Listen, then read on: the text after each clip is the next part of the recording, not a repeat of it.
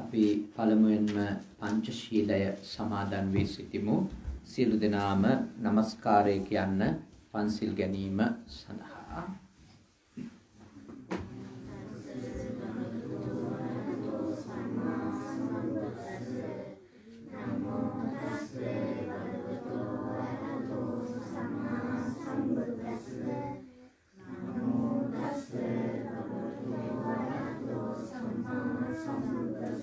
බුද්ධං සරණං ගච්ඡාමි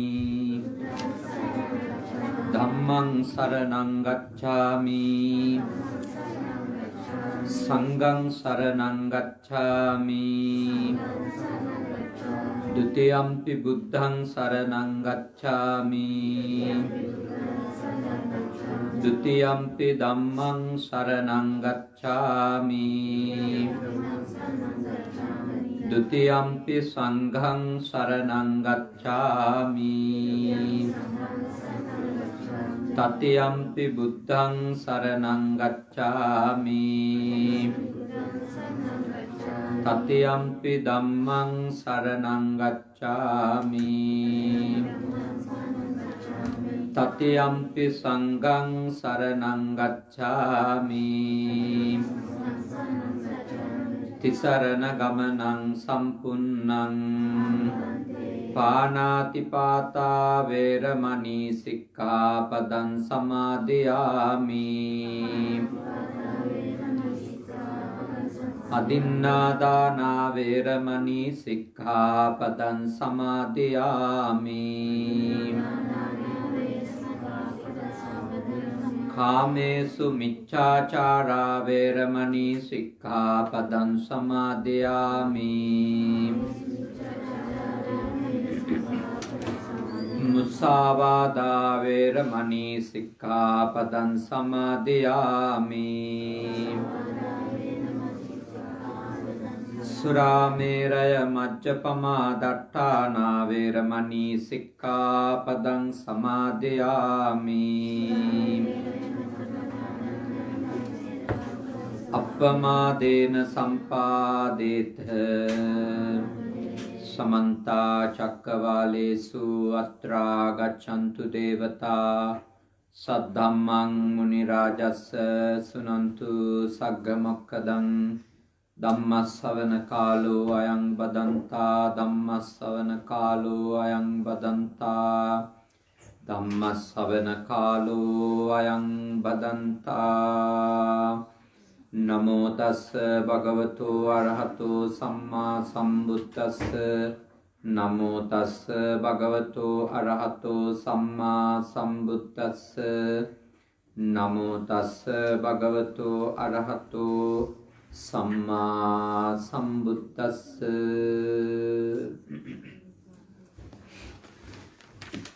ජපානයේ ෆුජි සුගත සෙනසුනේහි නිර්මාතෘ එහි විහාරාධීශ්වර ප්‍රධාන අනුශාසක රාජකීය පඬිත ශාස්ත්‍රපති අපේ සහෝදර පූජනීය හුරුළුනික වැවේ සුදම්ම ස්වාමින් වහන්සේගෙන් ඒ වගේම අපේ සේනාසනයේ වැඩ සිටින අපේ සහෝදර පූජනීය චන්දවිමල පඬිත හාමුදුරුවන් වහන්සේගෙන් ඒ වගේම අද ලේදම් දීමේ උතුම් පුණ්‍ය කටයුත්ත සඳහාම වැඩම කරන්නට යෙදුන අපේ විජයවංශ ස්වාමින් වහන්සේ ඇතුළු සේනාසනයේ වැඩ සිටින පූජනීය මහා සංඝරත්නයන් අවසරයි ශ්‍රද්ධාකාමී ගුණවත් පින්වතුනි, අද මේ උතුම් පින්කම් මාලාවක්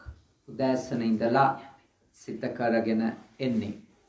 විශාල පිරිසක් මේ වෙනකොටත් රුධිරය පරිත්‍යාග කරලා තිබෙනවා තව කෙනෙකුගේ ජීවිතය පවත්වාගෙන යන්නට උපකාරයක් කිරීම සඳහා. තවමත් ඒ පින් කටයුත්ත සිද්ධ කෙරෙමින් තිබෙනවා. මොකද විශාල පිරිසක් ඉන්න නිසා. ඒ වගේම සෞඛ්‍ය නීති රීති රෙගුලාසි ආරක්ෂා කරගෙන මේ රටේ සෞඛ්‍ය අංශ සහභාගී වෙලා කටයුත්ත කරන නිසා තාමත් එය සිද්ධ වෙමින් තිබෙනවා. බොහෝ දෙනෙක් ඇවිල්ලා ලේ දන් දීලා නික්මිලා ගියා. ඉතින් අපි තාම සතුටටපත් වෙනවා ලේ පරිත්‍යාග කිරීම සඳහා, ලේ දන් දීම සඳහා පැමුණුණු ඔබ හැම දෙනා වෙනුවෙන් සද්ධර්ම දේශනාවක් සිද්ධ කරන්නට කියලා අපේ ස්වාමීන් වහන්සේ කරපු ඉල්ලීම සම්පූර්ණ කරලා දෙන්න ලැබීම ගැන. අපේ පූජනීය සුදම්ම ස්වාමීන් වහන්සේ හැම වෙලාවකම මේ ස්ථානයට පැමිණෙන ඇත්තන්ගේ නැන නුවණ දියුණු කරන්නනේ. නැන නුවණ දියුණු කරන්න, ආකල්ප දියුණු කරන්න, විනය ගොඩනංවන්න විශාල උත්සාහයක් පරිශ්‍රමයක් දරනවා. ඒකයි උන්වහන්සේ අපිට හැම වෙලාවකම විශේෂ දේශනාවන් සිද්ධ කරන්නට කියලා ආරාධනා කරන්නේ අපේ පින්වත්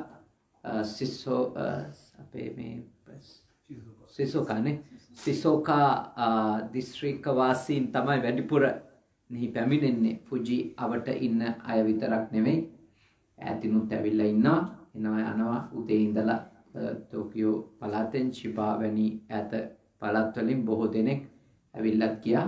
ඒ කෙසේ නමුත් බොහොම ශ්‍රද්ධාවෙන්, බොහොම ඕනකමින් ඔබලාගේ ධර්මාවබෝධය දියුණු කරන්නටයි මේ උතුම් කටයුතු කරන්නේ. අද මේ දායකත්වය ගත්තු පිරිස් ගැන ඇත්තටම විශේෂ මතක් කිරීමක් කරන්න ඕනේ. ඒ ඇත්තෝ ජපානයේ බලන්ට ආපු අවස්ථාවක අපේ ස්වාමින්වහන්සේලා හිරෝෂිමා වලට ස්වාමින්වහන්සේලා පිරිසක් එක්ක වැඩම කරලා තිබෙනවා. ලංකාවෙන් ආපු හාමුදුරුවන්ට හිරෝෂිමා පෙන්වන්න. ඉතින් මේ ඔස්ට්‍රේලියාවේ මෙල්බන් නුවර ඉඳලා හමු වෙච්ච ඒ ඇත්තෝ හිරෝෂිමා වලදී තමයි හමු වෙලා තියෙන්නේ. ඉතින් ඒ ඇත්තන්ට ස්වාමින්වහන්සේ සඳහන් කළා තියෙනවා එදා ආයෙ දවසක ආවොත් ෆුජි කන්දත් බලලා යන්න මේ පළාතට එන්න. නමුත් ඒ ඇත්තෝ නැවත ඔස්ට්‍රේලියාවට යන්න කලින් ඊට පහුවෙන්දම මේ පන්සලට ඇවිල්ලා. හරිම ශ්‍රද්ධාවක. ඒ ඇතිවෙච්ච පැහැදීම කොච්චරද කියනවා නම්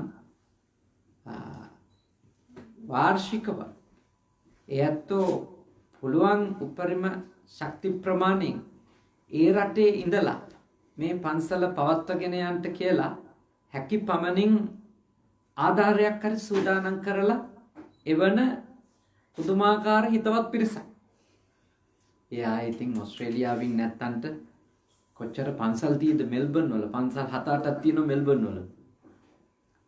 ඒ වුණත් මේ අපේ සුදම්ම සායනහන්සේ කෙරෙහි ඇතිවෙච්ච පැහැදීම නිසා, මේ ස්ථානය දැකලා ඇතිවෙච්ච පැහැදීම නිසා ඒ ඇත්තෝ අදටත් මේ ස්ථානේ පැවැත්මට බොහොම ශක්තියක් වෙන දායක පිරිසක්. ඉතින් ඒ ඇත්තන්ගේ ඉල්ලීමකටම නෙමෙයි, ඇත්තටම අපේ සායනහන්සේම හිතලා උන්වහන්සේ මගෙන් ඉල්ලා සිටියා ඒ ඇත්තන්ට ආශිර්වාද කරලා අද මේ පින්කම සිද්ධ කරමු කියලා. ඒ අනුව යුඑල් විජේරත්න මැතිතුමාට, කාන්ති පෙරේරා මැතිණියට, පූර්ණිමා දුවට සහ තරංගා කියන දූලා දෙන්නට, ඒ දූලා දෙන්නගේ නම් දෙක දාලා තින්නේ අපේ සෝම සායනහන්සේ, ගංගොඩවිල සෝම සායනහන්සේ. උන්වහන්සේගේ බොහොම හිතයිෂී දායක පවුලකය. ඉතින් ඒ අතගේ නමින් මිය ගොස් තිබෙනවා එම මැතිතුමාගේ දෙමව්පියන් යුඑල් පුංචි බණ්ඩාර පියාණන්, එම්.ඒ. ටිකිරි මැණිකේ මාතාව, එම මැතිණියගේ දෙමව්පියන් සැන්ඩෝල් පෙරේරා පියාණන්, චාලට් රත්නායක මෑණියන් කියන අයටත්, කේල් පෙරේරා සොහයුරෙක්, කේ.ජී. පෙරේරා කියන සොහයුරියටත් පින් දෙන්න තමයි අද මේ පින්කමේදී මූලිකව බලාපොරොත්තු වෙන්නේ. ඉතින් මේ උතුම් පින්කමට ආපු ඔයත්තන්ගෙත් නේ අද ලේ දන් දීපු හැමෝගෙමත් මියගිය ඥාතීන්ට පින් අනුමෝදන් කරන්ට අපි මේ පින්කම අවසානයේ බලාපොරොත්තු වෙනවා. අද මේ දේශනාව මේ පවත්වන්නේ මේ පෙම්වතුන්ගේ දිනිය වෙනුවෙන් නෙමෙයි. ඒ ආදරය කරන අයට ඉතින් දවසක් තිබිලා මදිනේ. බටහිර ලෝකයේ එහෙම දිනයක් පනවාගෙන තියෙනවානේ. ආදරණීයයන් වෙනුවෙන් දවසක්. එහෙම බටහිර යුරෝපයේ ඒවයි එහෙම හැම දෙයකටම අදාළ දිනයක් තියෙනවා. ඉතින් අපි ඒවට වෛර කරන හෝ ද්වේෂ කරන අය වෙන්න ඕන නැහැ. ඒ වගේ දින නිසා අපේ පොඩි උන් විනාශ වෙන එක විතරයි වළක්ව ගන්න ඕනේ.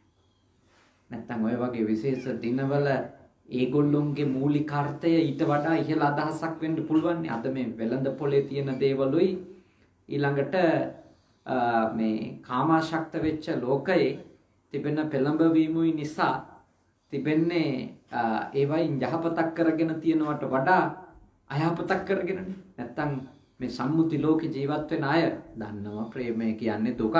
කෙලවර වෙන්නේ දුකෙන්. කෙලවර වෙන්නේ වේදනාවෙන්. බයෙන් අසහනෙන්. ප්‍රේමයේ යථාර්ථය ඒක. ඒ වුණත් ඉතින් ආදරයවත් නැති වුණා නම් මේ ලෝකේ කොච්චර නපුරු දුෂ්ට තැනක් වෙයිදනේ. يعني මේ සම්මුති ලෝකේ සම්බන්ධකම් වලදී ආදරය කරුණාව දෙකවත් නැත්තම් ඒ ලෝකේ කොච්චර නරක තැනක් වෙයිද කියලා හිතන්න. ඉතින් ඒ ආදරය කියන එක මේ මනුෂ්‍ය වර්ගයාට ඕනෑ කියන එක මතු කරන එක වෙන්න ඇති. මම හිතන්නේ මේ වගේ දින දාතම පවර ගන්නට හේතු වෙන්න ඇති. ඉතින් ඒ වෙනුවෙන් නෙමෙයි මේ පින්කම අද මෙහි රෝහලෙන් තමයි ඉල්ලීම කරලා තියෙන්නේ ලේ ටිකක් දෙන්න කියලා නේ. මොකද මේ සිංහල බෞද්ධ මිනිස්සු ශ්‍රී ලාංකිකයෝ කොයි ආගමට අයිති වුණත් මේ හරි ආසයිනේ ලේ දන් දෙන්න. ඒක මෙහි අත්තු දන්න හින්දා තමයි මේ පන්සලෙන් එහෙම ඉල්ලීමක් කරන්නේ. දැන් අවුරුද්දට දෙසරයක් මේ පන්සල මුල් කරගෙන ලේ දන් දීන් ආදී කටයුතු සිද්ධ කරනවා. මොකද රෝහලෙන්ම ඉල්ලලා මෙහින් කරන සේවාව දැනගෙන. ඉතින් ඒ එන පිරිසට බණක් කියන්න තමයි මේ දේශනාව සූදානම් කරගත්තේ. ඉතින් මම හිතුවා හැබැයි අද මේ දේශනාවේදී විශේෂ මාතෘකාවක් කතා කරන්න ඕනේ කියලා. ඒ තමයි අපි අපේ ජීවිතවල ඇති කරගන්නවනේ යම් යම් අරමුණු නේද? අපි හදා ගන්නවා මගේ ගෝල් එක මේක කියලා නේ. දැන් මගේ ටාගට් එක මේක. මගේ ඉලක්කය මේක. මගේ අරමුණ මේක කියලා එකක් හදා ගන්නවා.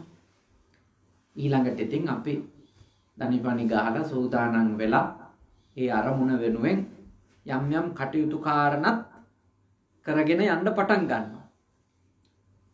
හැබැයි මගදී යම් යම් සිද්ධි වෙනකොට යම් යම් ප්‍රශ්න බාධක එනකොට බොහෝ දෙනෙක් ඒ තමන් ගියපු ගමන් කරපු අරමුණ මගදී එක්කෝ වේගෙ බාල කරගන්නවා එක්කෝ 100%ක්ම මොකක් කරගන්නවා කඩාකප්පල් කරගන්නවා අතහැරලා දාගන්න. දැන් අද දේශනාවේදී මම කතා කරන්න අපේක්ෂා කරන්නේ අපි හදාගත්තු අරමුණකට අපි හදාගත්තු ඉලක්කයකට යද්දී අපිට එන බාධා එක්ක අපේ අරමුණ කරා යන ගමන පසුබට කරගන්නේ නැතුව අපි අපේ අරමුණු ජයග්‍රහණය කරාම ගමන් කරන්නට අපිට භාග්‍යවතුන් වහන්සේගේ දේශනාවලින් ලබාගත හැකි උපදේශනය මොකක්ද කියලා තමයි අද මේ දේශනාවේදී මම ඔයත් එක්ක කතා කරන්න හිතන්නේ. මොකද මේ හැමෝටම මේ මාතෘකාව තම තමන්ගේ ජීවිතවලට හරි ප්‍රයෝජනවත් දෙයක් ඉගෙන ගන්න දරුවෝ ඉන්නවානේ. ඒගොල්ලොන්ටත් ටික කාලයක් වැඩ කරගෙන යනකොට මොකක් හරි සිද්ධියක් පන්තියේදී වෙනවා. එක්කෝ යාළුවන්ගේ යම් කිසි ප්‍රශ්නයක් පටන් ගන්නවා. එක්කෝ එක අවුරුද්දකදී හම්බ වෙන ගුරුතුමෙකුගේ හෝ ගුරුතුමියකගේ තිබෙන අකාරුණික භාවය හෝ වෙනත් කාරණාවක් පටන් ගන්නවා. එක්කෝ පවුලෙම සහෝදර සහෝදරියන්ගේ ඇතිවෙච්ච ගැටුම් ආදී කාරණා මත ප්‍රශ්න මත බොහෝ අය අතර මගදී තමන්ගේ අර තිබිච්ච උනන්දුව උද්‍යෝගය කැපවීම බිඳවට ගන්නවද නැද්ද? බිඳවට ගන්නවා. එහෙම ඕන තරම් අපිට දරුවෝ අතර දකින්න පුළුවන්. ඊළඟට දැන් ඔය නිතර පන්සල් යන එන බණ දහම් ආන දම්පැන් දෙන නේ අය අතර උනත් උන්න ගෙදර කෙනෙකුට දරුණු ලෙඩක් හට ගන්නවා. ගෙදර කෙනෙකුට පිළිකාවක් වගේ නැත්තම් වෙනත් ඒ වගේ ටිකක් සුව කරන්ට දුෂ්කර දරුණු ලෙඩක් හට ගන්නවා. දැන් එවැනි ලෙඩෙක් තමන්ගේ ගෙදර ඇති වෙනකන්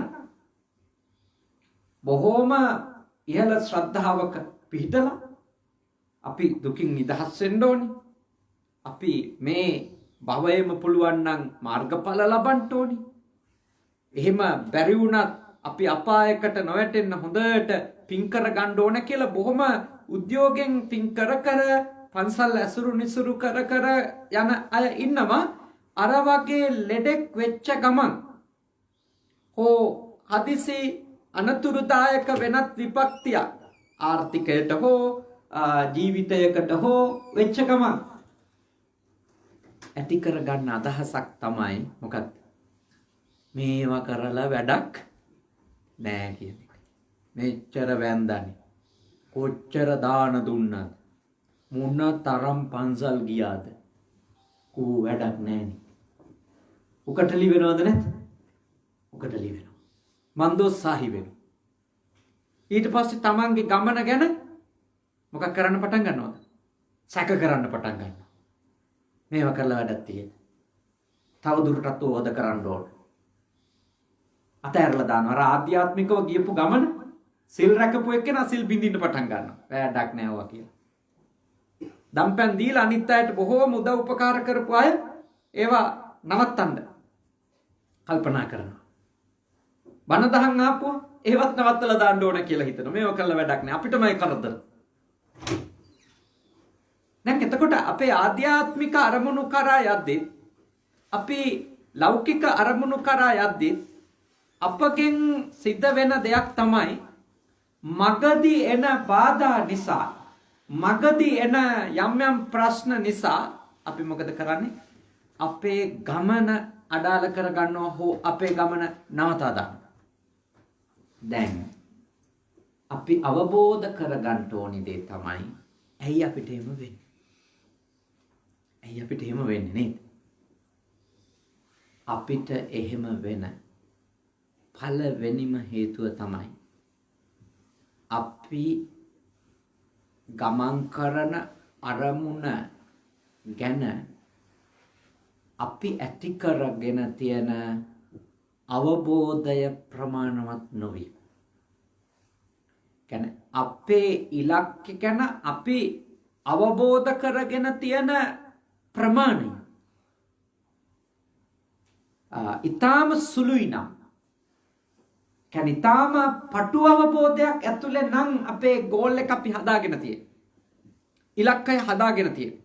අරමුණ හදාගෙන තියෙන්නේ ඊටාම පටු සුළු සීමාවකින් ලබාගත් දැනුමක් ඇතුලේ නම් මොකද වෙන්න පුළුවන්?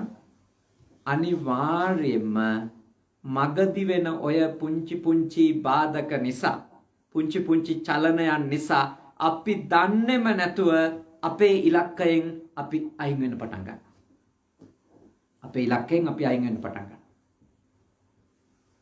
මොකද තමන් යන ගමන එහි තියෙන වටිනකම, එහි තියෙන ඵලදායීකම, එහි තියෙන අර්ථ හරියට තේරුම් ගත්ත කෙනෙක් නම් මොන බාධක ආවත් ඒ හැම බාධාවක් ඔස්සේම ඒවට මූණ දීගෙන ඒවා දරාගෙන ඒවා විඳගෙන තමන්ගේ අරමුණට යනවනේ.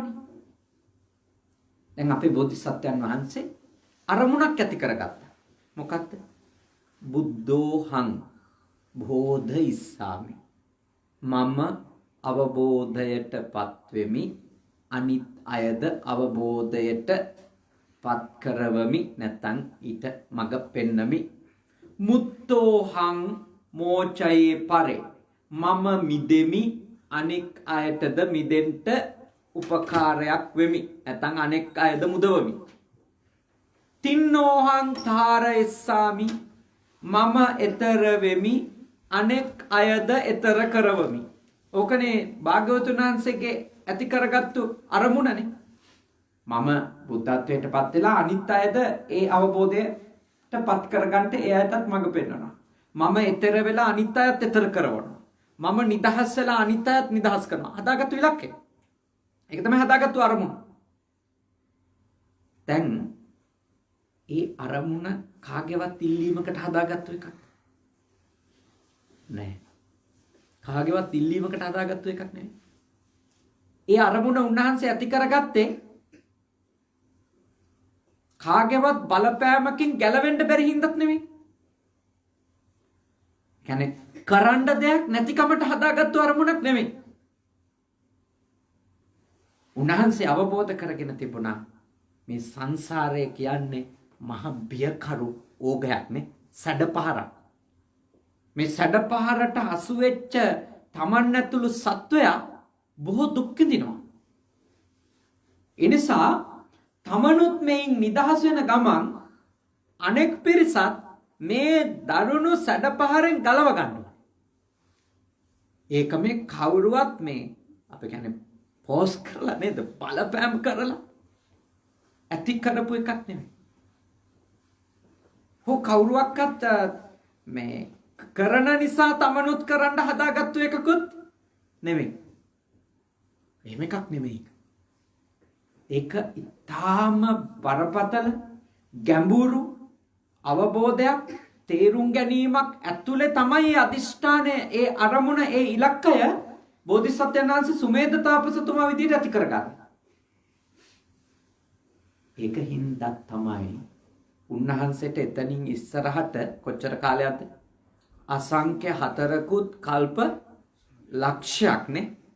කල්ප අසංඛ්‍ය 4කුත් තව කල්ප ලක්ෂයක් දීපංකර පාද මූලයේ ඉඳලා ගෞතම බුදුරජාණන් වහන්සේ බවට පත් වෙනකන් අඛණ්ඩ වීර්යයක නියැලෙන්න, අඛණ්ඩ වීර්යයක නියැලෙන්න අවශ්‍ය කරන පදනම හම්බුනේ.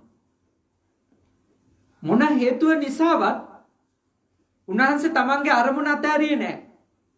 ඉපදුනේ මනුෂ්‍ය භවයේද ඒ භවයකට වීර්යය කරනවා. ඉපදෙන්නේ දිව්‍ය භවයකද ඒ භවයේදී ඒකට ඒ ඉන්න භවයේ වීර්යය කරනවා. ඉපදෙන්නේ තිරිසන් ආත්මයකද එතනත් ඒ වීර්යයම තියෙනවා. වඳුරෙක් වෙලා ඉපදුනත්, සිංහෙක් වෙලා ඉපදුනත් නේ, කවුරු වෙලා කුරුල්ලෙක් වෙලා ඉපදුනත්, ලේනෙක් වෙලා ඉපදුනත් තමන්ගේ අරමුණට අදාළ පුහුණුවක ඒ හැම ආත්ම භාවයකම ගමන් කරනවා. ඇයි එච්චර දීර්ඝ සසරක අපිට මේ කල්ප කියන ඒවා නේද? කල්ප කියන ඒවා දිනවලින්, සතිවලින්, මාසවලින් කියන්න පුළුවන් ඒවා නෙවෙයි. භාග්‍යවතුන් වහන්සේත් ඒවා අපිට පැහැදිලි කරලා තියෙන්නේ මොනවයින්ද? උපමාවලින් නේ. කල්පය කියන්නේ කොච්චර ලොකු එකක්ද කියලා, කොච්චර දීර්ඝද කියලා. අර රෙදි කඩක් අරගෙන විශාල ගල්තලාවක් පිහිදාන උපමාවනේ. අවුරුදු 100කට සැරයක් මිනිස්සෙක් සිනිඳු රෙදි කඩකින් මේ ගල්තලාවක් පිහිදැම්මොත් ඒ ගල්තලාව යම්කිසි දවසක පර්වතයනේ ගෙවිලා ඉවර වුණත් 7ක්ම 7ක් විතර උස, 7ක්ම 7ක් විතර දිග පළල විශාල ගල් පර්වතයක්. ඒක රෙදි කඩකින් පිහිදාලා අවුරුදු 100කට සැරයක් එහෙම පිහිදෑම නිසා ඒ ගල් පර්වතය යම්කිසි දවසක ගෙවිලා ඉවර වුණා. කල්පය ඉවර නැහැ කියන්නේ. එතකොට හිතාගන්නකො කොච්චර දීර්ඝද කප්ප කියන වචනය ඇතුළේනේ. ඒ පැහැදිලි කරපු කාල පරිච්ඡේදය කොච්චර දිගු එකක්ද කියලා තේරුම් ගන්න. එතකොට එච්චර දීර්ඝ කාලයක් උන්වහන්සේ තමන්ගේ අරමුණ අතාරින්නේ නැතුව එන්නේ. ඇයි? නේද? ප්‍රධානම හේතුව තමන් ඇති කරගත්තු අරමුණෙහි තිබෙන බරපතල වටහා ගැනීම සහ පරාතකාමී. තමන් ඇති කරගත්තු අරමුණෙහි තියෙන අවබෝධය සහ ඒක ඇතුලේ අන්තර්ගත වෙලා තියෙන ගැඹුරු පරාර්ථය. අපේ ඔය ගොඩාක් අරමුණු මගදී කඩන් වැටෙන්නේ ඔන්න ඔය කරුණු දෙක හරියට ස්ථාවරව අපේ අරමුණුත් එක්ක එකතු වෙලා නැති වුණා. ඒ කියන්නේ අපිට අපේ ඉලක්කය, අපේ අරමුණ පිළිබඳව ගැඹුරු අවබෝධයක් ඇති කරගෙන නැතිකමත් එක, දෙක ඒ ඇතුලේ තියෙන හුදු ආත්මාර්ථය විතරක් වීමත්.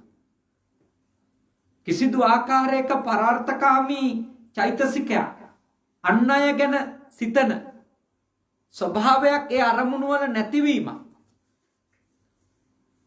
සුළු සුළු දේවල් වලදී දේවල් බිඳ වැටෙන්න හේතුවක් වෙනවා. උදාහරණයකට යමුකෝ. දැන් මේ දරුවෝ හොඳට ඉගෙනගෙන ගිහිල්ලා මගදී අධ්‍යාපනයේ කඩාකප්පල් කරගන්න. හැබැයි ඒගොල්ලන්ට ඒ තමන්ගේ කඩාවැටීම ගැන අපිට පේනවා සමහර වෙලාවට කිසිම පසුතැවීමක්වත් නැති වෙලාවල්නේ. අපි දකින්නවානේ කිසිම ඒගොල්ලෝ ඒ ගැන කිසිම පසුතැවීමක් නැහැනේ. කිසිම විඳවීමක් නැහැ. අනේ අපරාධ කියලා හිතන්නේ නැහැ. මේ හොඳට ගමන ගියපු ළමයා. එයා පසුබාලා සම්පූර්ණයෙන්ම ඒ අරමුණෙන් අයින් වෙලා වෙන පැත්තකට එයාගේ ජීවිතය ගහගෙන යනවා. එයාට කිසි පසුතැවීමක් නැහැ. එහෙම වෙන්න ප්‍රධාන හේතුව මොකක්ද? ඒ ගොඩක් අරමුණු අපි විසින් ළමයින්ට හදලා දීලා. ළමයාගේ ආසාවවත්, ළමයාගේ අවබෝධයවත්, ළමයාගේ ඕනෑකමක් ඇතුළේවත් සිද්ධ වෙන දෙයක් නෙවෙයි. ප්‍රධානම හේතුව ඒක. එයා අවබෝධ කරන්නේ එයා යන්නේ කොහෙද කියලා. දැන් අවුරුදු 30 පැනපු අයටනේ හොඳටම තේරෙන්නේ. අවුරුදු 18ක් වෙනකන් ඒ අධ්‍යාපනයේ නොලබපු එකේ පාඩුවනේ 30 පැන්නන්නේ තේරෙන්නේ. හැබැයි ඕක තේරෙනවද අවුරුදු 8 ඉන්න එක්කනට? තේරෙන්නේ නැහැ. ඒකයි අපි ළමයි ගයිඩ් කරන්න ඕන. ළමයි ඕක තේරුම් අරන් යන ගමනක් නෙමෙයි. ළමයි ඇත්තටම යන්නේ අපේ බලපෑම් නිසාද නැත්? අපේ බලපෑම් නිසා. අපෙන් හම්බෙන දඬුවම් ත්‍යාගින්දනේ. ඔය කාරණා මත තමයි ළමයින්ගේ අධ්‍යාපනය වෙමින් තියෙන්නේ. හැබැයි මේ වැඩිහිටියෝ තමන්ගේ අරමුණු හදාගනිද්දී ළමයි වගේ කාටවත් බයට හදාගත්තොත් තමන්ගේ ජීවිත ගමන එහෙම යන්න පුළුවන් වෙයිද? අවුරුදු 20 පැනපුවා බෑ. ළමයින්ගේ ප්‍රශ්නේ නෙවෙයි මම මෙතන ඇත්තටම කතා කරන්නේ. වැඩිහිටියෝ අවුරුදු 20 පැනපු අයට තමන්ගේ ඉලක්කය මොකක්ද කියන එක ගැන පුළුල් අවබෝධයක් තියෙනවා. පුළුල් අවබෝධයක්. ඒවා මේ වෙන අරමුණු ඇතුලේ තාම ආත්මාර්ථකාමී අභිලාෂ ඇතුලේ එහෙම ගමන් ආරම්භ කරා මාර්යා පරද්දන්න මෙයා පරද්දන්න අරයා කරන නිසා මෙයා කරන නිසා. එතකොට තමන්ගේ ගෝල් එක හදාගන්නවත් තමන්ගේ කැපැසිටි එක මොකද්ද කියලා දන්නවත් නැතුවනේ. තමන්ගේ ශක්තිය මොකද්ද කියලා දන්නේ නැතුව ලොකු ඉලක්ක හදාගන්නවා. එතකොට ජය ගන්න බෑ. එතකොට සාර්ථක වෙන්න බෑ. දැන් අල්ලපු ගෙදරත් එක්ක තරගෙට නේ. තමන්ගේ නෑදෑයොත් එක්ක තරගෙට බිස්නස් කරන්න පටන් ගත්තොත් මොකද? අරයා කරන නිසා ඔබත් කරන්න. හැබැයි ඔබට ඒ ඔබ ආරම්භ කරපු, ඒ කියන්නේ ඔබගේ නෑදෑයෙක් හෝ අසල්වැසියා හෝ ආරම්භ කරලා දියුණුවෙන් දියුණුවට යමින් තියෙන ව්‍යාපාරයක් දැකලා මාත් මේ වගේ එකක් කරන්න පටන් ගන්නවා කියලා බොහොම උද්‍යෝගයෙන් පිරිත් කියලා මගුල් බෙර ගහලා පටන් ගත්තට මොකද? ඔබට නොලෙජ් එක නැත්තම් ඒකට අදාළ. ඔබට ඒකට අදාළ නොලෙජ් එක නැත්තම් කොච්චර දුරක් යන්න ලැබෙයි? ඔබට ඒකට අදාළ ස්කිල්ස් දියුණු වෙලා නැත්තම්, දැනුම කුසලතා දියුණු වෙලා නැත්තම්, ඔබට එවැනි ව්‍යාපාරයක් නියැලෙන්න අවශ්‍ය කරන ඩිසිප්ලින් එක, ඇටිටියුඩ් නේ, ආකල්ප, විනය ඔබ තුල නැත්තම් අනිත් එක්කෙනා කරන නිසා තමන් පටන් ගත්තට තමන්ට අනිත් එක්කෙනා ලැබපු සාර්ථකත්වය ලබන්න පුළුවන් වෙයිද? කවදාවත් නැහැ. ලබන්න බෑ මගදී කඩන්නට.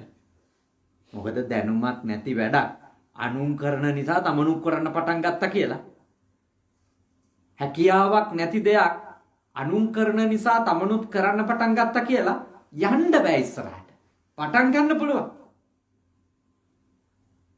ඒකනේ අපේ මිනිස්සුන්ගේ ගොඩක් ඕපනින් සෙරමනි එක හරි ඉහළට තියෙනවානේ. ඇදගෙන යෑම තමයි පේන්න නැත්තේ. මගුල් එහෙම මම දන්නේව තියෙනවා හෙලිකොප්ටර් වලින් ආපුවා බැලලා. දෙවෙනි ගමන එන්නේ හෙලිකොප්ටර් එකේ. හැබැයි එක 6 මාසයක් ඉස්සරහට යන්න බෑ. එතන ඉඳලම තියෙන්නේ කුලල් කාගෙන ඉන්නේ. ඒ කියන්නේ ඕන දෙයක් මේ අනුන් කරන දේවල් දිහා බලලා තමන් බරපතල අවබෝධයක් නැතුව අත ගැහුවා. ඒක මගදී කඩන්නට. ඒක මේ කාගේවත් මේ බලපෑමක්වත් මේ වෙන මොකක් හරි කර්මඵල දීමක්වත් ඒ මට්ටමෙන්ම ඒක ගැන හිතන්න යන්න නරකයි. කර්ම විපාක විදියටත් වෙන දේවල් තියෙනවා. ඒවත් බුදුදහම පිළිගන්නවා. නමුත් මේ ඔක්කොම పూర్ව කර්ම නිසා පවුලක් කැඩුනාය, බිස්නස් එකක් නත්තට නැති වුණාය, ළමයින්ගේ අධ්‍යාපනයත් ඉවර වුණාය. ඕවා ඔක්කොම පෙර කර්මයට බාර දීම බුදුදහමද? නෑ, බුදුදහම නෙමෙයි. බුද්ධ ධර්මයේ එහෙම ඉගැන්වීමක් නෑ. ඔක්කොම పూర్ව කර්ම නිසා මේ ඔක්කොම ටික වෙනවා කියලා. නෑ, අපි කරන දේ අපිට දැනුමක් තියෙනවා. අපි කරන දේ සම්බන්ධව අපිට කුසලතා තියෙනවා. අපි කරන දේ සම්බන්ධව අපිට විනයක් තියෙන්න ඕනනේ. පූර්ණ අවබෝධයක් එනකොට යම්කිසි අරමුණක් පිළිබඳව අපි ඔය කාරණා තුනෙන්ම අපි සන්නද්ධ වෙන්න ඕනිද නැද්ද? සන්නද්ධ වෙන්න ඕන. ඔය කරුණු තුනෙන්ම අපි සන්නද්ධ වෙන්න ඕන. දැනුම, කුසලතා, විනය. ඔකට අර මහා මංගල සූත්‍රයේ සඳහන් කරන්නේ බාහු සච්ඡංච සිප්පංච විනයෝච සුසික්ඛිතෝනේ. බාහු සච්ඡංච බහුශ්‍රුත භාවේ දැනුම, සිප්පංච කුසලතානේ, හැකියාවන්, ශිල්ප ශාස්ත්‍ර, ඒකට අදාළ මේ අපේ තියෙන ස්කිල්ස් කියන ඒවා. ඊළඟට විනයෝච සුසික්ඛිතෝ, ඒකට අදාළ ආකල්ප සම්පත්තිය, විනය, හික්මීම, ආචාර ධර්ම. එතකොට තමයි කෙනෙක් සාර්ථක වෙන්නේ අරමුණක. මොකද හේතුව ඒ අරමුණ හුදු මායාවක් ඇතුලේ ඇති කරගත්තු අරමුණක් නෙමෙයි. ඔය මේ රටටනේ ඔය එක එක්කෙනා කියනවා ඇහිලා ජපන් ගියොත් ගොඩ තමයි කියලා. ආපු අය කී දෙනෙක් මේ රටට ඇවිල්ලා අමාරුවේ වැටිලා. ඒ කියන්නේ ඒ ඇවිල්ලා තියන්නේ මේ රට ගැන අවබෝධයකින්වත්, මේ රට තුල ගෙවන්න වෙන ජීවිතය ගැන අවබෝධයකින්වත්, අඩුම මේ රටේ තියෙන කාලගුණික දේශගුණික විපර්යාස ගැන අවබෝධයකින්වත් නොවේයි නම් මේ රටට ඇවිල්ලා තියෙන්නේ. මේ රටේ තිබෙන භාෂාමය කාරණාව ගැන අවබෝධයකින් නෙවෙයි නම් මේ රටට ඇවිල්ලා තියෙන්නේ. ඒගොල්ලන්ට මේ රට තුල කොච්චර කල් සාර්ථක වෙන්න පුළුවන්ද? ඒගොල්ලෝ මගදී සමහර විට අම්මලා තාත්තලා ණය වෙලා වියදම් කරපු ලක්ෂ 15 18ක් නැති කරගෙන නේද? දැන් නම් ඒ ගානටත් බෑ සාමිර මාත්‍යෝනේ. ඊටත් වැඩිනේ. ඔව් ඊටත් වැඩි. ඉස්කෝලේකට එහෙම එන්න. එතකොට ඒ වගේ ලොකු ගණනක් වියදම් කරලා අන්තිමට ඇවිල්ලා අධ්‍යාපනෙත් කඩාකප්පල් කරගෙන සල්ලිත් නැති කරගෙන මේ හිතින් කල්ලි කණ්ඩායම් වලට එක්ක හුවෙලා නේද? කුඩු ගංජා අරක්කුත් බොණ්ඩ පටන්ගෙන සමහර විට හන්දිවල ගුටිත් ඇනගෙන රටේ නමත් බොහෝම අපකීර්තියට පත් කරන වෙලාවලුත් අපි දකිනවා ඇයි ආවේ ඇයි කියලා දන්නේ. පේනවා මේ අරයාගේ පස්සේ ගියොත් මෙයාගේ පස්සේ ගියොත් වීසා එකක් හදාගෙන පැන ගන්න පුළුවන් වෙයි කියලා ඉතින් පැනලා ඒගොල්ලෝ. ආපු අය නෙමෙයි ගොඩක් පැනපු අය ඉන්නේ. නේද? ඒ හින්දා මම ඔබට යෝජනා කරනවා ඔබට අරමුණක නිශ්චලව ගමන් කරන්නට ඕන නම් ඔබගේ අරමුණට අදාළ දැනුම දියුණු කරගන්න. ඔබගේ අරමුණට අදාළ කුසලතා දියුණු කරගන්න. ඔබගේ අරමුණට අදාළ අඛණ්ඩ විනය දියුණු කරගන්න. අඛණ්ඩ විනය. දැන් මේ දැනුම දියුණු කරගන්න කියන්නේ මාස 4ක් එහෙනම් ඉගෙනගෙන ඉවර කරගන්නකෝ. එතකොට ඔයාට හොඳ දැනුමක් එයි නෑ. ඒක process එකක් නේ.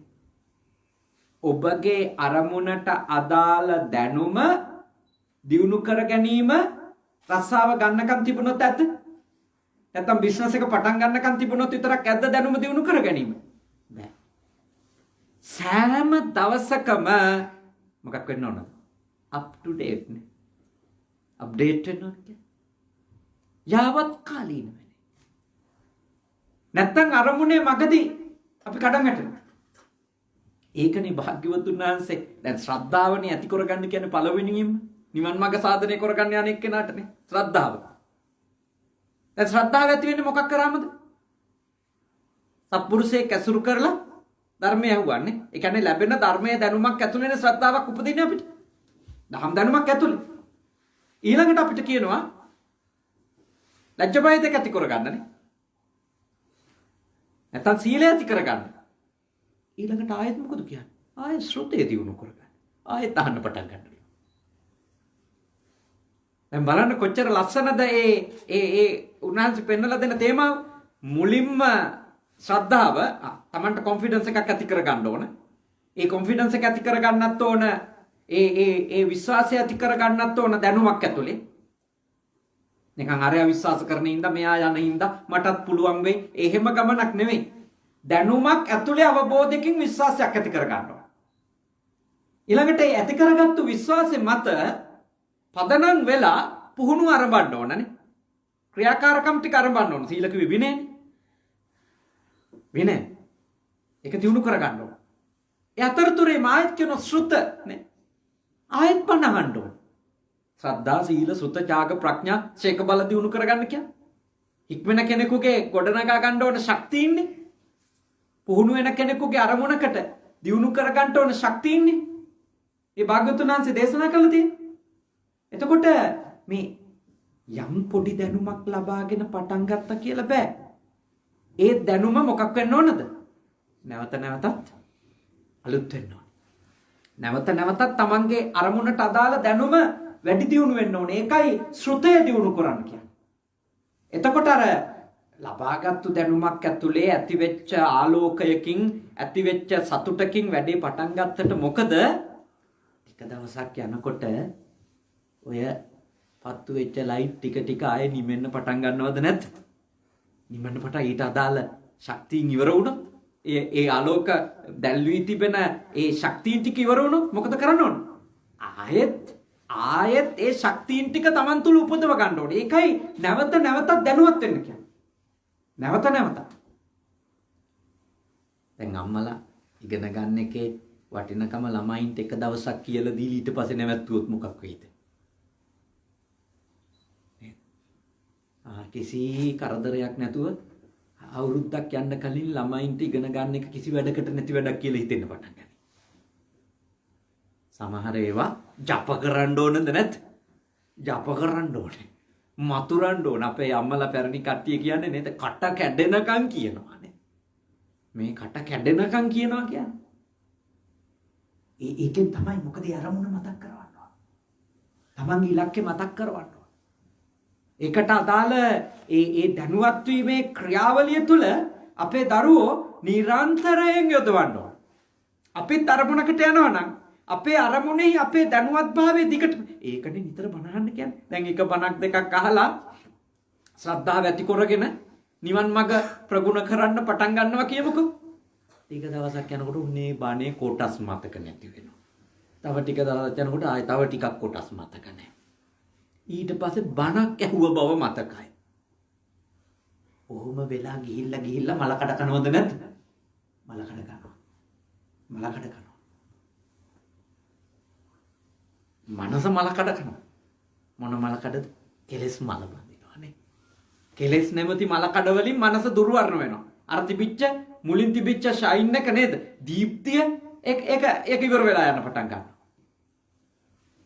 ඒ හින්දා තමයි බුදුදහම ඔබට යෝජනා කරන්නේ ඔබ නිවන් මඟ ප්‍රගුණ කරද්දි කාලේන ධම්ම සවණංනේ කාලේන ධම්ම සාකච්ඡා සුදුසු වෙලාව ආපු ගමන් බණ අහන්න පටන් ගන්න ඕන.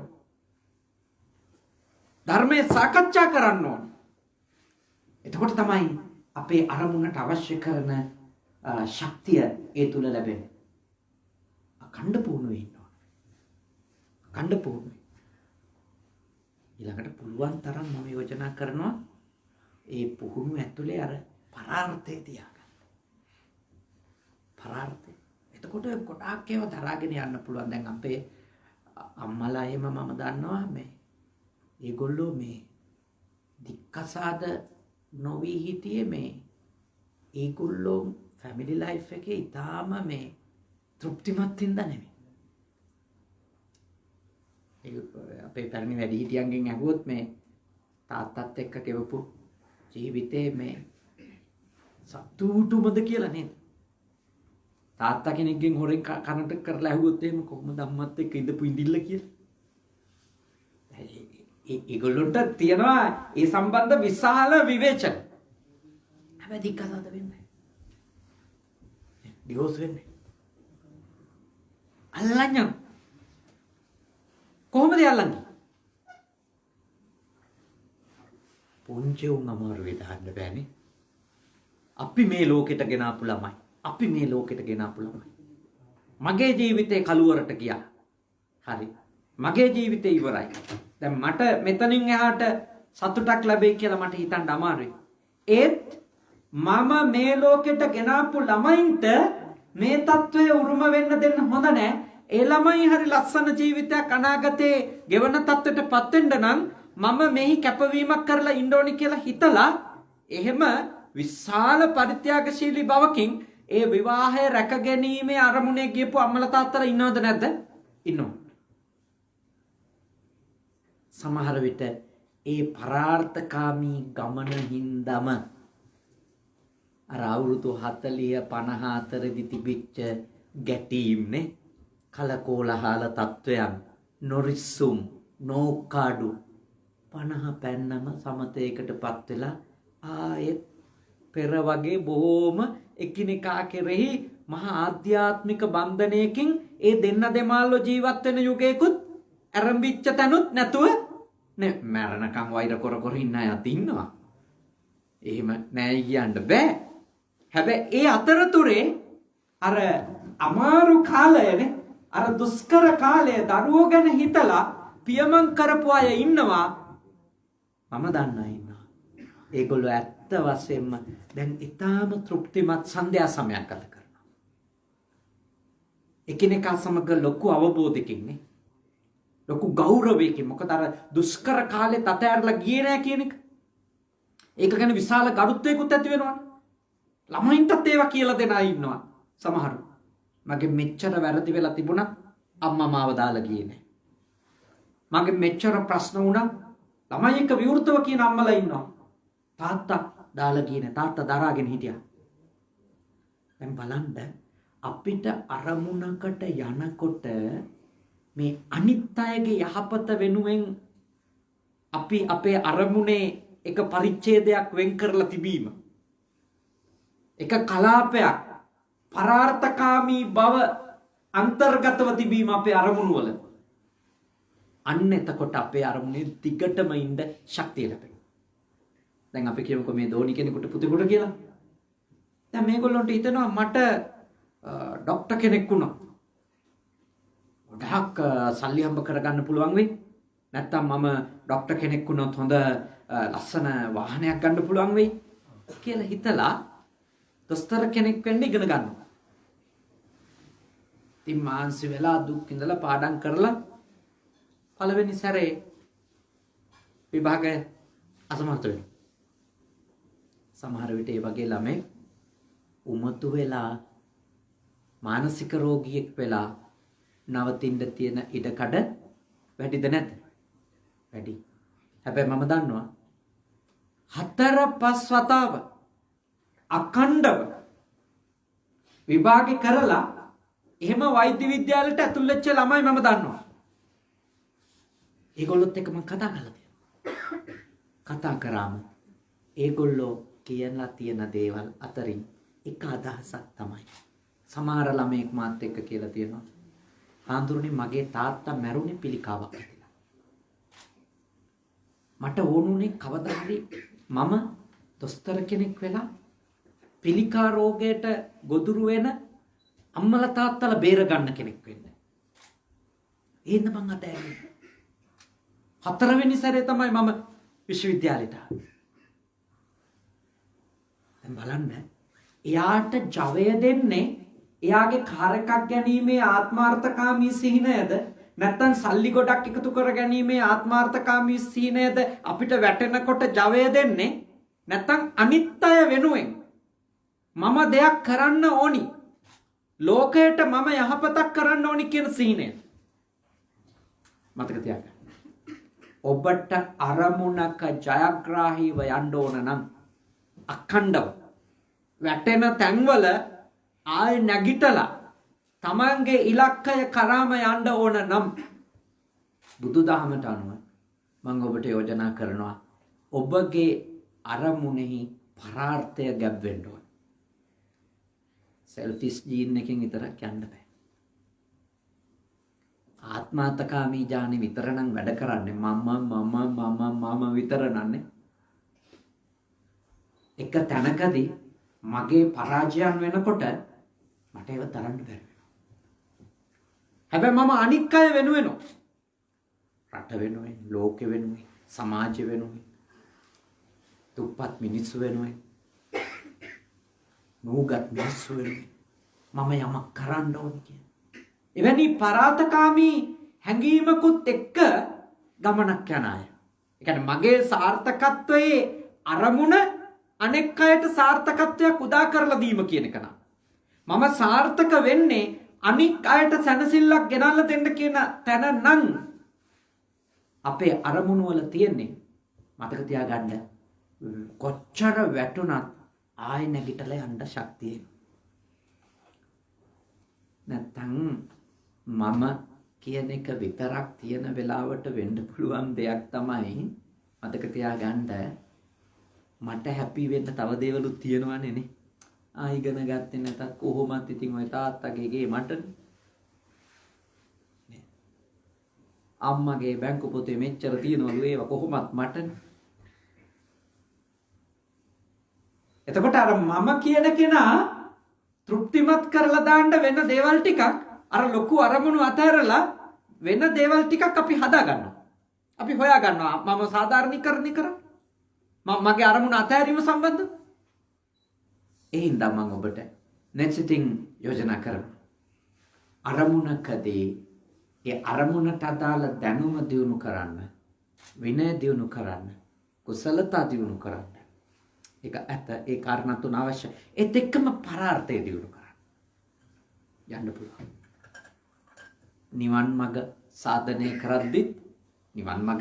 කරද්දිත් ලෞකික ජීවිතවලනේ ලෞකික ජීවිතවල සාර්ථකත්වයේ කරා යද්දී ඔන්න ඔය අංශවල දියුණුවක් ඒවයි පැහැදිලි නිර්වුල් දැක්මක් සම්‍යක් දෘෂ්ටියක් අපිට තියෙන්න ඕන. මේ ආර්ය අෂ්ටාංගික මාර්ගයේ මුලින්ම ඇති කරගන්න කියන්නේ මොකද්ද? සම්මා දිට්ඨියනේ. තමන්ගේ ගමන ගැන විෂන් එක හරිම නිර්වුල්ම නිවැරදිම නේද? අන්තගාමී නොවුණු ඊටාම මධ්‍යස්තව පුළුල්ව දැකලා ඇති කරගත්තු දර්ශනයක පිහිටලනේ නිවන් මාර්ග ප්‍රගුණ කරන්න කියලා භාග්‍යවතුන් වහන්සේ දේශනා කරනවා. මුලින්ම ලෞකික සම්මාදිට්ඨිය දියුණු කරන්න, ලෝකෝත්තර සම්මාදිට්ඨිය ඇති කරගන්න. ඒ ඇයි? නිවැරදි දර්ශනයක් නැතුව ආරම්භ කරන කිසිම ගමනක් දිගු කාලීන ගමනක් නෙවෙයි. හැංගීම් බර වෙලානේ. පොඩි ආසාවන් වලින් මත් වෙලා ඒ ආරම්භ කරන ගමන දිගු ගමනක් නෙවෙයි. බොහොම කෙටි කාලීනයි. ඒකයි ගොඩක් අය ව්‍යාපාර පටන්ගෙන කඩන් වැටෙනවා පේ. අධ්‍යාපනයේ මගදී අතාරිනවා පේන්නේ නේ. ගොඩක් අය. ඒ කියන්නේ එයාට ඒ සම්බන්ධව තිබෙන දැක්ම ඉතාම පොඩි එකක් නා. උතුමේ එක එක්කෙනත් එක්ක තරංග ඊර්ෂියානේ. ඔය වගේ දේවල් මත නේ අනිත් අයත් ඔක්කොම කරන හින්දා පුරුද්දට ඒ කියන්නේ අර අනුකරණයක් විදියට ඒ විදියට වැඩ කරන්න පටන් ගත්තොත් අපි අපේ ගමන යන්න බෑ. හොඳට තේරුම් ගන්න. ඔබලාට සාතක වෙන්න ඕන නම් අරමුණක නොවැටි අකණ්ඩව ඉන්ද්‍රකීලයක්සේ ගමන් කරන්න ඕන නම් පරාර්ථයත් දැනුම විනය කුසලතා ඔය තුනක් දිනු කරන්න. දැන් බලන්න අර මේ කාන්තාරේ අතරමං වෙච්ච වෙලාවේ නේද? වන්නුපත ජාතකයේ හෝ අපන්නක ජාතකයේ දෙකින් එකක මගේ හරියටම මට මතකෙට එන්නේ නැහැ. දෙකින් එකක කාන්තාරේ අතරමං වෙන වතුර නැති වෙනවනේ. බුද්ධිසත්වෝ කාන්තාරේ ඇවිදලා බලනකොට පොඩි පැලයක් දකින්න පැලැටියක් කල්පනා කරනවා. පැලැටියක් හැදෙන්න බෑ මේ කාන්තාරේ වතුර නැත්තම්. වතුර තියෙන්න ඕන. හරන්න පටන් ගන්න. හරන්න පටන් ගන්න. ආරගෙන යනකොට හම්බෙන යෝධ ගල් තලාවක්. ඇතුලේ. ඔක්කොම වැටෙනවා. ඇයි? බාධකේ ආවනේ. බාධකේ ආව. මතක තියාගන්න. කිසිදු බලගත් ජයග්‍රහණයක් අපිට ලබා දෙන්නේ නැහැ ලොකු බාධකයක් අපේ ඉස්සරහට ගේන්න නැතුව. ඒ බාධකේ කියන්නේ අපිව පරීක්ෂා කරන හරියට එක්සෑම් එක වගේ. ඒ බාධකේ කියන්නේ අපි අපේ ගමන ගැන පරීක්ෂා කරන අවස්ථාව. අපිව පරීක්ෂා කරනවා. මහා ගල්තලාවක් හම්බෙනවා. ඔක්කොම ගොඩනග බෑ.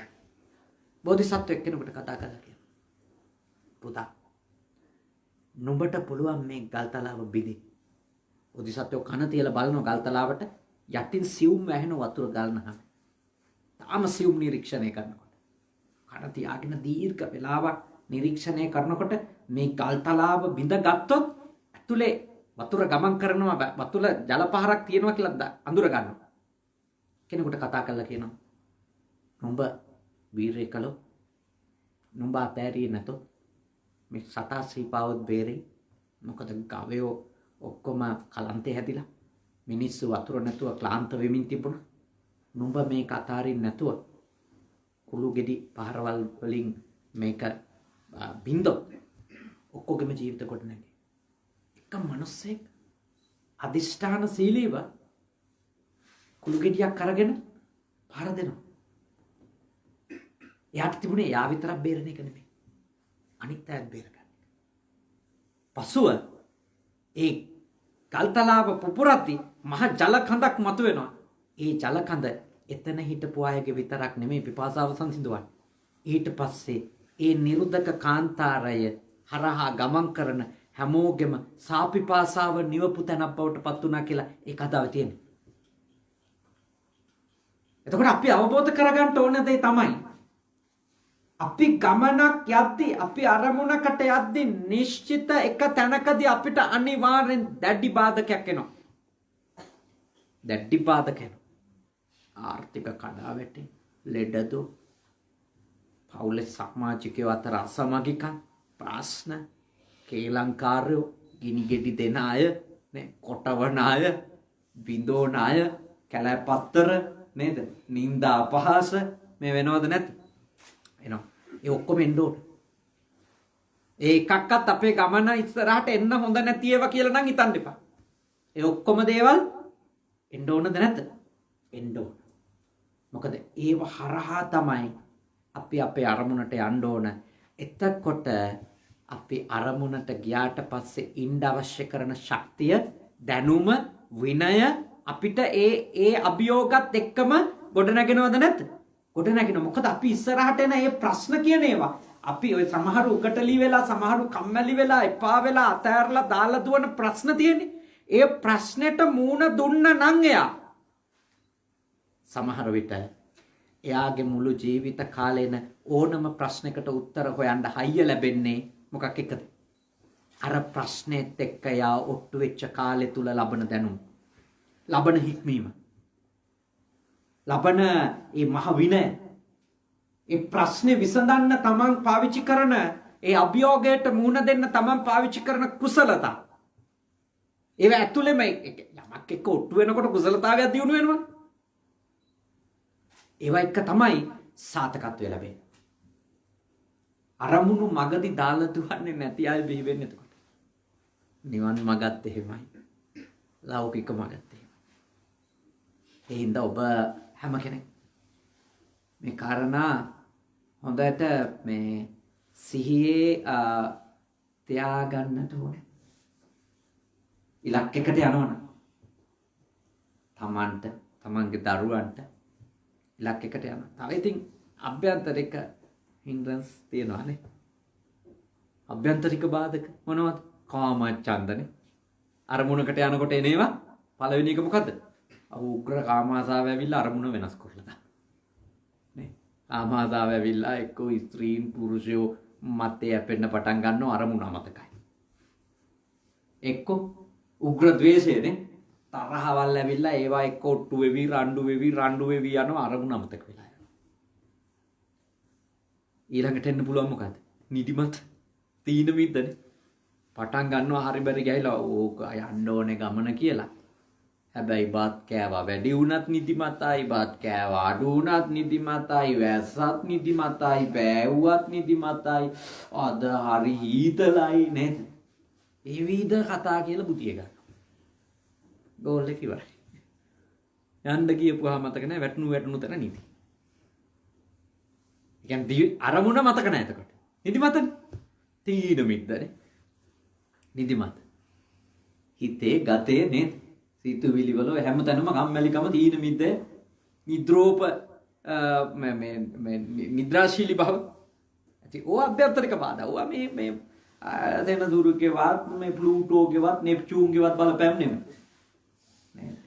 බලපෑම් නෙමෙයි. ගොඩක් අය කියන්නේ මේ අම්මු කම්මැලියෝ පොතක් අල්ලන්න නැතුව කියන සෙනසුරු ලපරන. රාහු මොකුත් මතක හිටින්නේ නැහැ විද්දෝණු විතරයිලු. නේද? ඉතින් ආම්මලා යාන්තර දානවා නූල් බඳිනවා අතගහ මතුරනවා කරන්න තියෙන ඔක්කොම ටික කරනවා. මේ අමු කම්මැලියා නිදිමතයි. නේ? තමන්ගේම ඇතුලේ තියෙන මේ පහළම පෙළේ සිතුවිල්ලක වහලෙක් වෙලා නේ? කැමැතිම ඇඳ බදාගෙන බුදිය ගන්න නේ.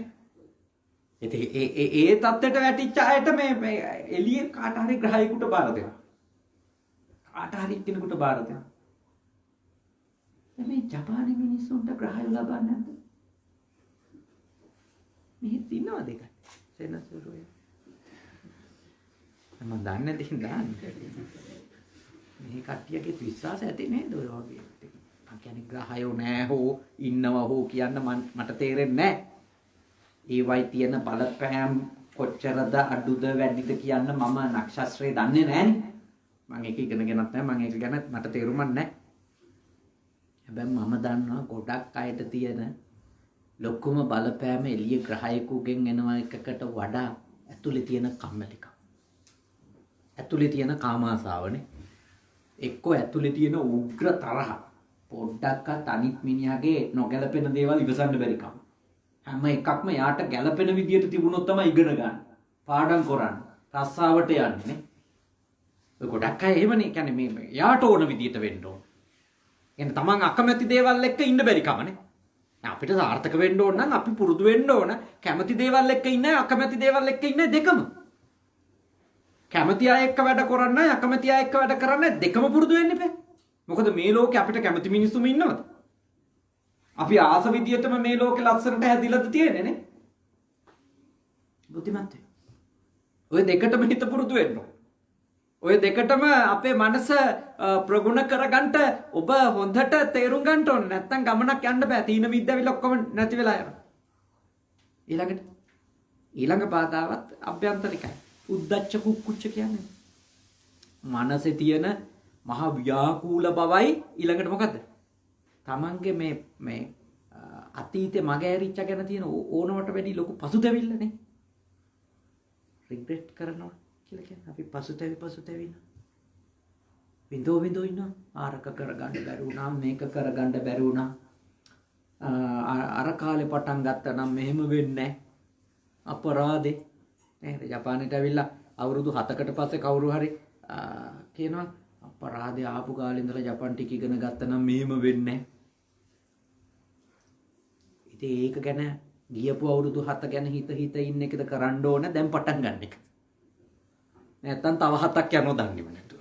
ඊට පස්සේ කියන්න වෙන්නේ 14ක අයියෝ 14කට කලින් පටන් ගත්තා නම් මෙහෙම වෙන්නේ නැහැ කියලා කියන්න වෙනවා. එතකොට රිටයර් වෙන කාලේ. ඒ නිසා මම ඔබට යෝජනා කරනවා අතීත ගැන පසුතැවිලා වැඩක් නැහැ. කරපු නරක වැඩ ගැන පසුතැවිලා වැඩකුත් නැහැ. විඳෝ ඉඳලා හූල්ල ඉඳලා Tamanට දෙස්තිය තී ඉඳලා වැඩකුත් නැහැ. කරපු නැති හොඳ වැඩ ගැන දෙස්තිය තී ඉඳලා වැඩකුත් නැහැ. අපරාධ මේක කරන්න තිබුණා, අරක කරන්න තිබුණා වැඩක් නැහැ. දැන් පටන් ගන්න. උද්දච්ච කුක්කුච්ච ඒ කියන්නේ පසුතැවිල්ලයි මේ නොසන්සුන්කමයි ඔය දෙක අපේ අරමුණට තියෙන අභ්‍යන්තරික බාධකයක්.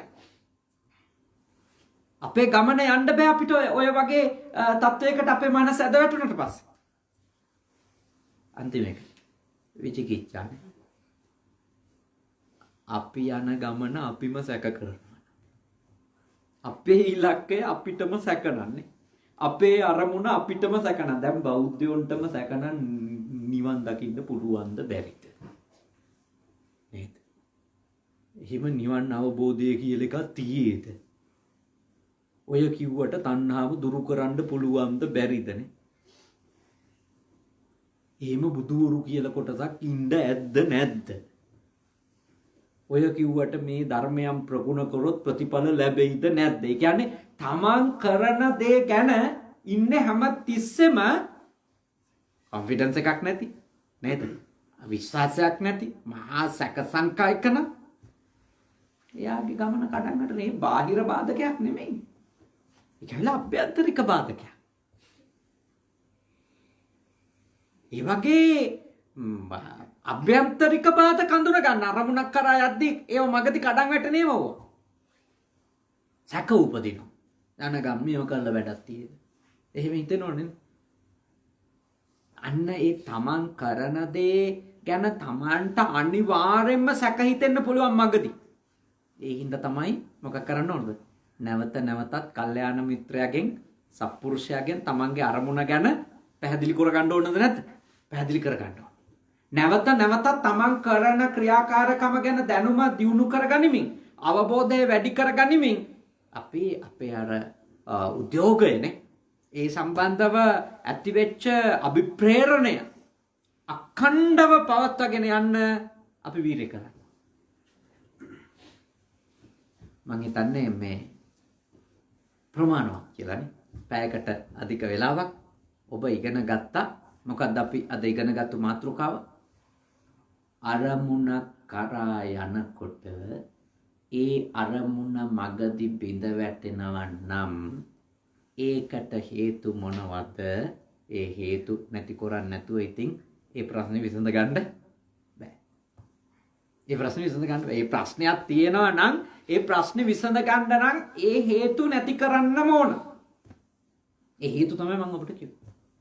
නැති කරන්න ඕනේව නැති කරන්න ඕන, අලුතින් ඇති කරගන්න තියෙනේව ඇති කරගන්න ඕන.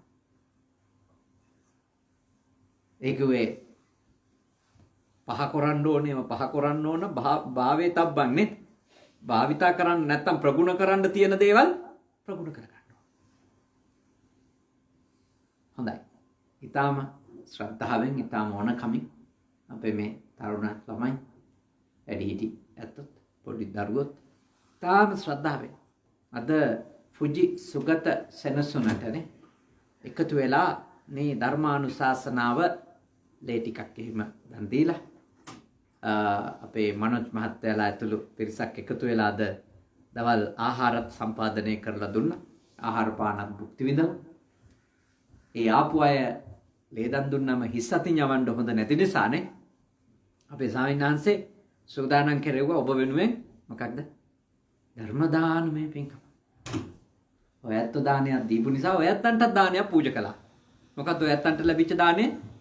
ධර්ම දානයක්.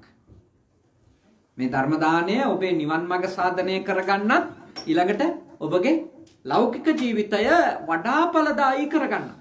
සාර්ථක කරගන්න. උපකාරවත් වෙන කරුණු කීපයක් තමයි අපි බොහොම සරලව තේරෙන උදාහරණ වලින් නේද සාකච්ඡා කරන්නේ.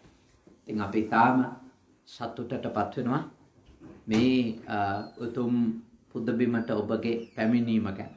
දැන් ඔබට පේනවා දිනපතාම මේ සේනාසනයේ විශාල දියුණුවක් නේද? සංවාදනයක් අලුත් අවුරුදු පින්කමට ආවට පස්සේ දැන් ආපු අයට යම පේනවා නේද? අපේ දමිත් මහත්මයා මුල් වෙලා එම මැතිනිය පුතුණුවන් මුල් වෙලා බොහොම ශ්‍රද්ධාවෙන් ලස්සන විශාල බෝධිගරයක් හදමින් තියෙනවානේ. ඉතින් ඒ වගේ විශාල සංවර්ධනයක් එන පාර සංවර්ධනය වෙලානේ. ඒ විතරකුත් නෙමෙයි. භෞතික සංවර්ධනය විතරක් නැතුව දැන් ආපහු පහළ පන්සල තියෙද්දි පවත්වාගෙන ගිහපු දහම් පාසල නතර වෙලා තිබුණා. දැන් ආපහු දහම් පාසලත් ආරම්භ වෙලා හොඳට පවත්වාගෙන යන පහුගිය සතියේත් බොහොම සාර්ථක වුණා නේද? ඉංග්‍රීසි පන්තියකුත් තියෙනවානේ. පොඩි දූල පුතාලට ඉංග්‍රීසි ටිකකුත් උගන්වනවා. මොකද අපේ දරුවෝ ජපාන් ඉගෙන ගන්නවා වගේම මව් භාෂා ඉගෙන ගන්නත් ඕන අම්මා තාත්තා කතා කරපු සිංහල භාෂාව. ඊළඟට අපේ දරුවෝ කවුරුත් ජාත්‍යන්තර භාෂාවක් වෙච්ච ඉංග්‍රීසි භාෂාවක් ඉගෙන ගන්න ඕන. හරි වටිනවා. ඒ වගේ ලොකු විශාල සේවාවකුත් නේ. දැන් විහාරස්ථානයේ දියුණු වෙන්න අනිත් එක හාමුදුරන් වහන්සේලාත් විශාල පිරිසක් වැඩ ඉන්නවා. ලොකු දියුණුවක් සංවර්ධනයක් මේ ස්ථානේ සිද්ධ වෙමින් තියෙනවා. ඉතින් අපි තාම සතුටු වෙනවා. අපි දැන් මාස 3කට වැඩි කාලයක් නේ. 3කට වැඩි කාලයක් මෙහි වැඩ ඉන්න අපිට අවස්ථාව ලැබුණා. පුජි සුගත සෙනසුන නිසා අපි ජපානයට වැඩම කළේ. මම ඉතින් ටිකක් චාරිකා කරනවා. මෙහෙම අකණ්ඩව හැම දවසකම පැය 24ම ඉන්නේ නැහැ.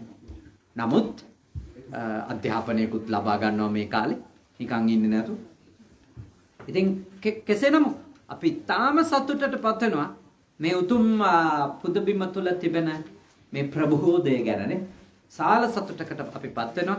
ඊටාම ශ්‍රද්ධාවෙන්, ඊටාම ඕනකමින් මේ පින්වත් හැම දෙනාම ඊටාම ශ්‍රද්ධාවෙන්, ඊටාම ඕනකමින් අද සද්ධර්ම දේශනාවට කවුරුත්ම දායක වුණා, සම්බන්ධ වුණා.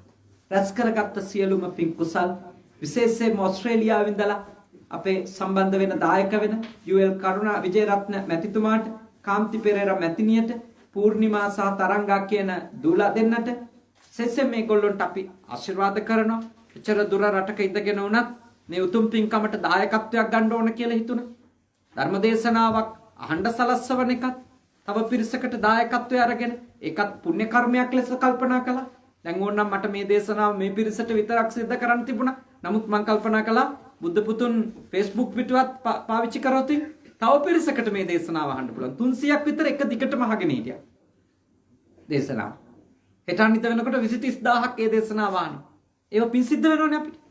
කාටත් පින් සිද්ධ වෙනවා. වැඩි පිරිසකට දේශනා අහන්න සැලසුවා. ඉතින් බොහෝ දෙනෙක් එකතු වෙලා රැස් කරගත්ත මේ උතුම් පින්කමේ පින් කුසල් අපි අනුමෝදනා කරමු. යූඑල් පුංචි බණ්ඩාර පියාණන් වහන්සේට, එම්.ඒ. ටිකිරි මැණිකේ මෑණියන් වහන්සේට, සැන්ඩෝල් පෙරේරා පියාණන් වහන්සේට, චාලට් රත්නායක මං හිතන්නේ ආදරණීය මාතාවට, ඒ වගේම කේ.එල්. පෙරේරා සොහොයුරාට, කේ.පී. පෙරේරා සොහොයුරිය ඇතුළු මේ උතුම් පින්කමට සහභාගී වෙච්ච ආපු ඔබ හැම දෙනාගේම නමින් මියගිය සියලුම දෙනාටත් බුද්ධ පුතුන් ඔස්සේ මේ දේශනාව ශ්‍රවණය කරපු හැමෝගෙම නමින් මියගිය සියලු දෙනාටත් මේ පින් අත් වේවා. උතුම් අමා මහ නිවනම අවබෝධ කරගනිත්වා. සාදු සාදු සාදු. ඒ වගේම දෙවිවරු මේ පින් අනුමෝදන් වෙත්වා.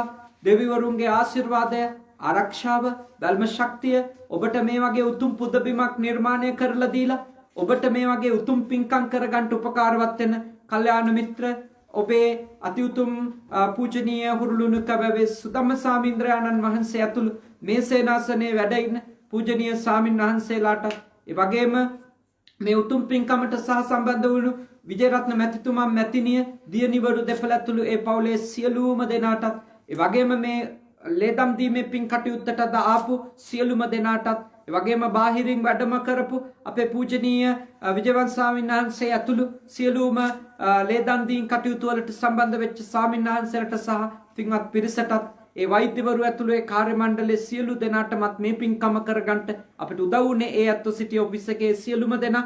ඒ සියලුම දෙනාටත් සියලු දෙවියන්ගේ ආශිර්වාද ලැබේවා.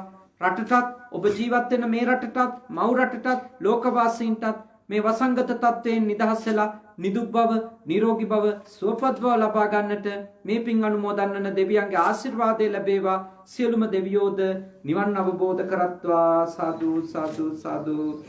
අවසාන වශයෙන් ඔබ අප හැම දෙනාට දෙවි දේවතාවුන්ට මියගිය සියලුම ඥාතීන්ට මේ පින් කුසල් පාරමී වේවා. මේ භවයේ පුරාම සත්පුරුෂයෝ මුණ ගැහේවා. කල්යාණ මිත්‍රයෝ මුණ ගැහේවා. උතුම් ශ්‍රී සද්ධර්මයේ ශ්‍රවණය කරන්නටම ලැබේවා. ඉක්මන් භවයකදී නිවන් දකින්නට මේ පින් කුසල් පාරමී වේවා කියලා සාදු කියන්ට විශේෂ පුණ්‍යානුමෝදනාව සිද්ධ කරන්න ඕන අපේ තාරකයියට. මොකද හේතුව එතුමා තමයි අද මාතෘකාව කිව්වේ බණට. ඉතින් එතුමා නිසා ඔයයන්ට හාමුදුරනේ මේ මාතෘකාව යටතේ දහම් කරුණු ටිකක් පැහැදිලි කරන්නකෝ කියලා කරපු ඉල්ලීම නිසා අපි මේ මාතෘකාව තෝරාගත්තේ. ඉතින් එතුමාටත් ඔබ හැම දිනාටම ප්‍රාර්ථනීය බෝධියකින් නිවන් දකින්න ඔබගේ ලෞකික ලෝකෝත්තර සියලු අරමුණු සඵල කරගන්න මේ පින් කුසල් පාරමී වේවා. සාදු සාදු සාදු. ආකාසට්ටා ච බුම්මට්ටා දේවානාගා මහිත්‍තිකා පුඤ්ඤන්තං අනුමෝදිත්වා චිරන් රක්칸තු ශාසනං.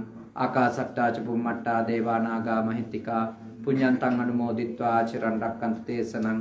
ආකාසට්ටා ච බුම්මට්ටා දේවානාගා මහිත්‍තිකා පුඤ්ඤන්තං අනුමෝදිත්වා චිරං රක්칸තු මම් පරම්ති තී. කවුරුත් වන්දනා කරගන්ට. අභිවාදන සීලිස්ස නිචං උද්ධාපචායිනෝ චත්තාරෝ ධම්මා වඩ්ඩන්ති ආයුවන්නෝ සුඛං බලං ආයුරාෝග්‍ය සම්පatti සග්ග සම්පatti මේවච අතෝ නිබ්බාන සම්පatti ඉමිනාතේ සමිච්ඡතු. පෙරවන් සරණයි දීර්ඝායුෂ ලැබේවා.